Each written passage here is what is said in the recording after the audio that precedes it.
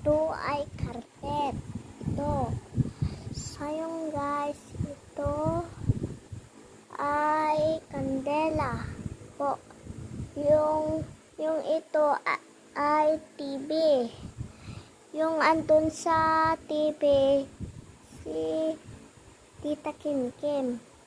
At yung electric fan. Yung dito rin daw. Yung ito, Christmas tree. Itong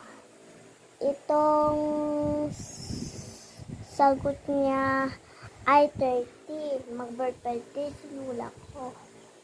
Yung 2025.